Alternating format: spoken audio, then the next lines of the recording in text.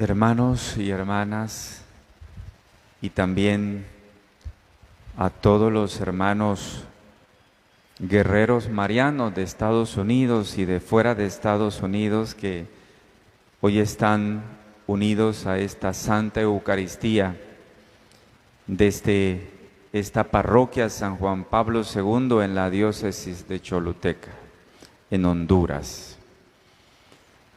Nos une también la palabra, nos une también la fuerza del Señor, que a través de su palabra, que a través de la comunicación de la luz en su palabra, nos vuelve hijos en el Hijo.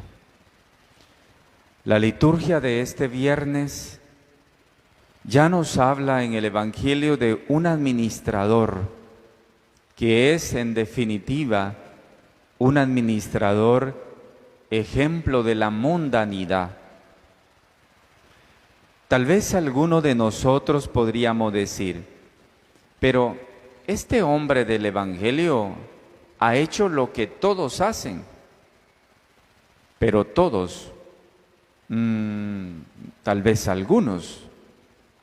Hay veces administradores de empresas, los administradores públicos, que es costumbre, algunos administradores de gobierno. Quizá no son muchos, pero un poco está siempre la actitud de ver cómo ganarse la vida de manera astuta, aún sin saber exactamente qué bien o qué daño podemos hacer a los demás. En la parábola del patrón que alaba al administrador deshonesto por su astucia, tal vez se trata la costumbre del soborno, que es como una costumbre mundana y también fuertemente pecadora. Es una costumbre que no viene de Dios. El soborno, el pedir lo que no debo de pedir para que se consiga otra cosa. Eso se trata de un soborno y el soborno no es de Dios.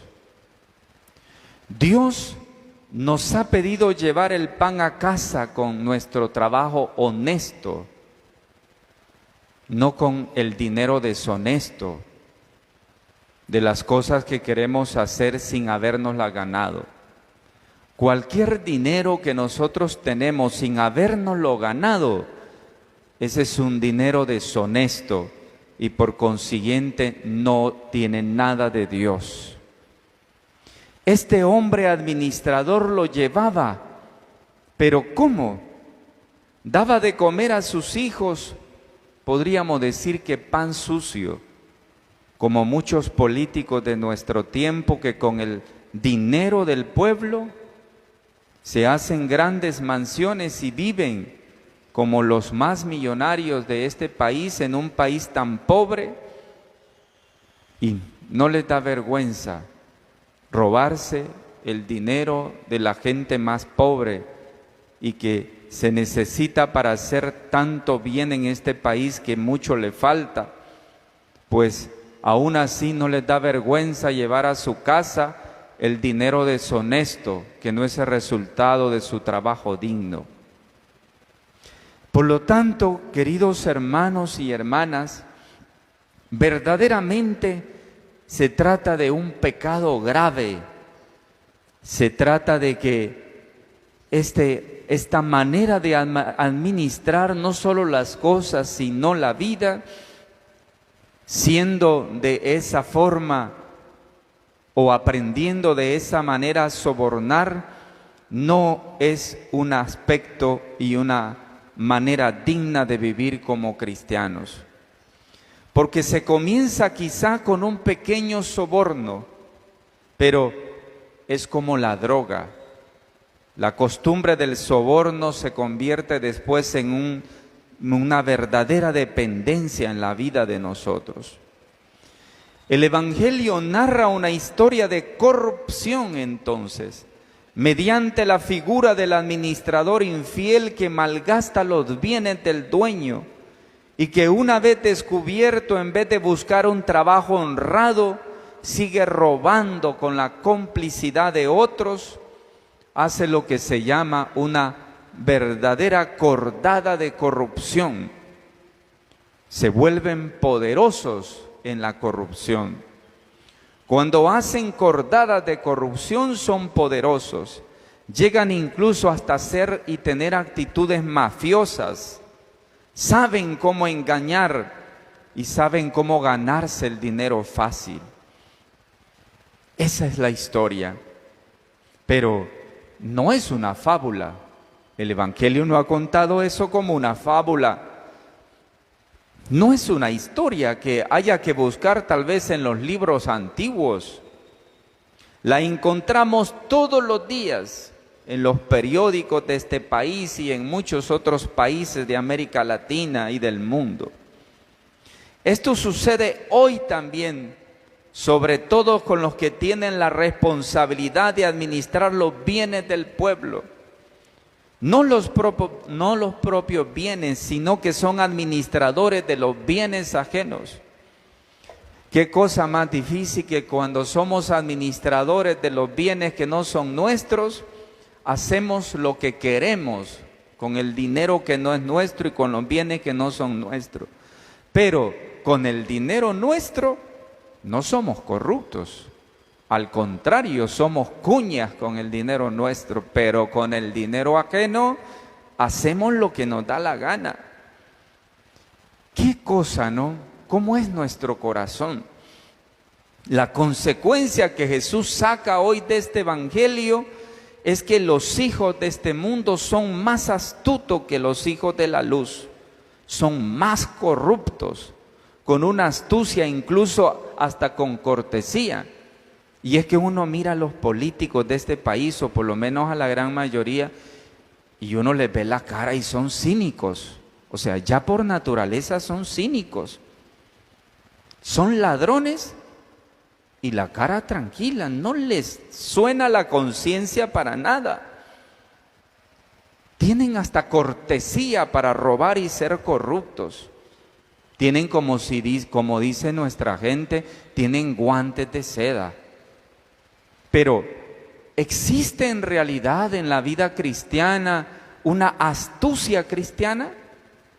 ¿Se puede ser astuto cristianamente sin ser corrupto?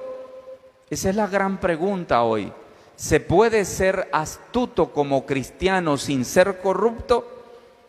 Porque si los corruptos son más audaces que los cristianos, ¿por qué también muchos corruptos se llaman cristianos, no?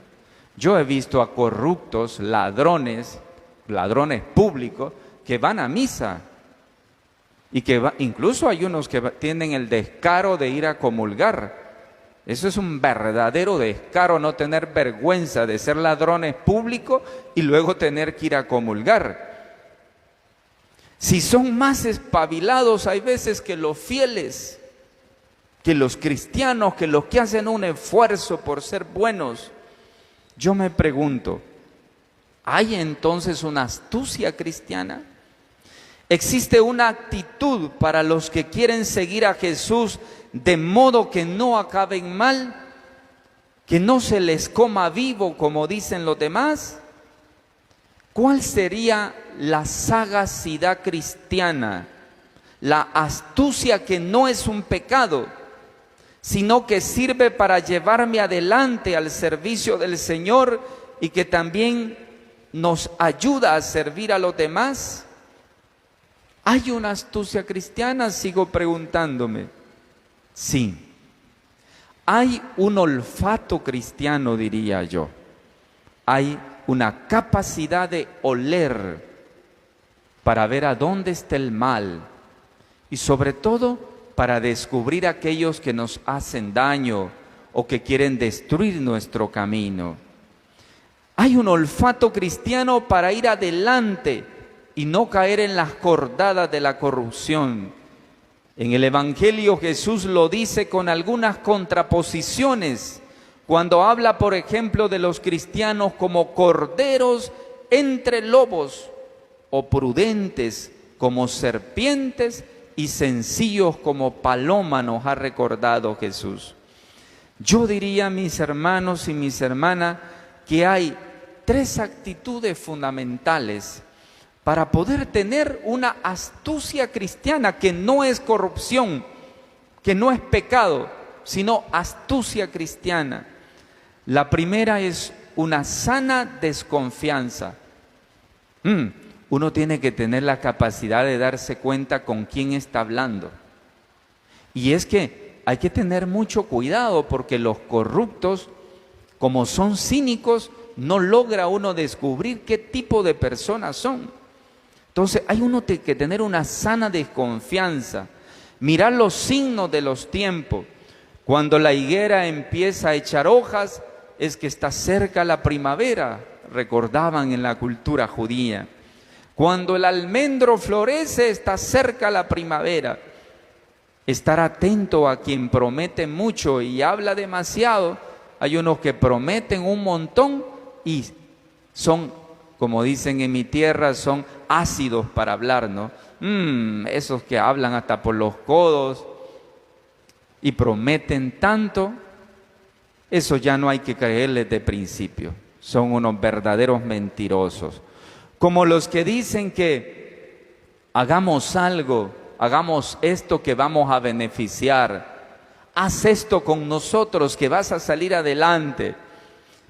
Hay que tener la capacidad de la sana desconfianza, que es una buena actitud para poder ser astutos cristianamente. La segunda actitud que yo diría en el Evangelio de hoy es la reflexión ante las seducciones del diablo, no ser precipitados en aceptar ciertas propuestas, porque el diablo siempre viene con una falsa humildad. Lo mismo le pasó a Eva. Mira, esa manzana está buena, no puedo comerla. Pero si la comes es que vas a ser sabio. Una historia que todos conocemos del Génesis, que nos habla de la seducción del diablo. Así que hay que estar atentos y reflexionar teniendo en cuenta que el diablo sabe por qué puerta entrar en nuestro corazón. Y como el diablo sabe cuáles son nuestros pecados y nuestras debilidades, entonces es sagaz y se mete por allí. Porque conoce nuestras debilidades. Cada uno tiene la suya y llama a esa puerta y entra por allí. Por eso, la tercera actitud importante para tener astucia cristiana es la oración. Hay que rezar de manera perseverante. Si se tienen estas 3 actitudes, seguro que vamos a llegar a tener una sagacidad cristiana que no es corrupción, que no es pecado. Esa es una sagacidad que no nos engaña, que no se compara con la sagacidad de los corruptos, que no se compara con la astucia desmedida e inhumana e injusta de aquellos que quieren vivir de los demás. Por eso hoy, mis hermanos, pidamos al Señor que nos dé la gracia de ser santos, es decir, astutos, cristianos atentos con sagacidad cristiana. Si hay algo que el cristiano no puede permitirse es ser ingenuo. El ingenuo no es el cristiano. El hecho de ser cristiano no quiere decir que uno tiene que ser ingenuo. No, el cristiano tiene que ser listo. Llevamos dentro de nosotros un tesoro, que es el tesoro del Espíritu Santo, y debemos proteger ese tesoro. Un ingenio se deja robar el espíritu. El que es ingenuo, se deja robar el espíritu. Pero hay que ser ingeniosos desde el espíritu más bien. Un cristiano no puede permitirse ser ingenuo. Pidamos hoy, hermanos y hermanas, esta gracia de la seguridad cristiana y del olfato cristiano. Es también una buena ocasión para rezar también hoy por los corruptos, por aquellos que con el dolor del pueblo, en el caso de Honduras, con esta desgracia, con el dolor del pueblo van a querer hacer política para poder ganar las elecciones. Se les asegura algo después de esta vida a los que con el dolor del pueblo quieren ganar votos.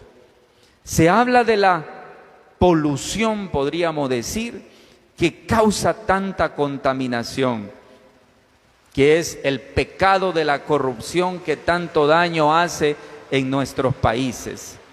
Pero también hay una polución de corrupción que es fuerte, que tiene que ver también con el engaño y con la mentira.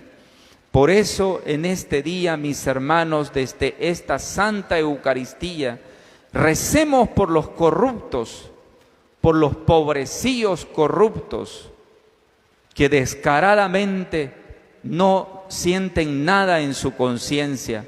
Recemos por ellos, para que el Señor los ayude a reflexionar y empiecen a pensar en el bien común más que en ellos mismos.